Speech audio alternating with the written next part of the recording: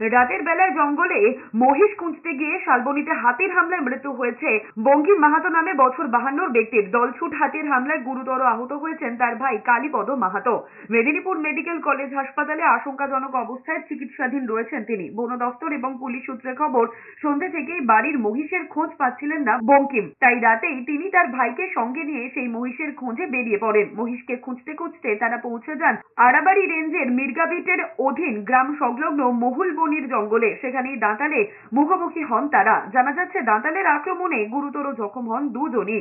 তাদের চিৎকার শুনে এলাকাবাসীরা ছুটে এসে তাদের উদ্ধার করে নিয়ে যান শালবনী সুপার স্পেশালিটি হাসপাতালে। সেখানেই মৃত্যু হয়েছে বঙ্কিম মাহাতো। তার ভাই কালীপদ মাহাতোকে আশঙ্কাজনক অবস্থায় স্থানান্তরিত করা হয়েছে মেদিনীপুর মেডিকেল কলেজ হাসপাতালে। দেখতে পাইনি আর কি, সন্ধ্যার টাইমে কালার খুলেন। হ্যাঁ, সেই টাইমে হাতি পেছন দিক থেকে। কোন জায়গায় ওরা? তোমার ওই বাগবিতলা সিঙ্গেল হাতি। রাত্রেবেলায় ওরা মহিষ চালাচ্ছিল, ওই টাইমে হাতি টরতে রয়ে আর কি। ওরা হয়তো বুঝতে পারেনি যে এগুলো মহিষ না হাতি। তো যেহেতু সামনে পড়ে গেছিলো দুই ভাই, তো যাই হোক এক ভাইকে অ্যাটাক করে আরেকজন পড়ে গিয়ে আহত হয়েছে। ফার্স্ট ট্রিটমেন্ট ওকে শালবনী হসপিটালে করে ওকে মেদিনীপুর রেফার করা হয়েছে।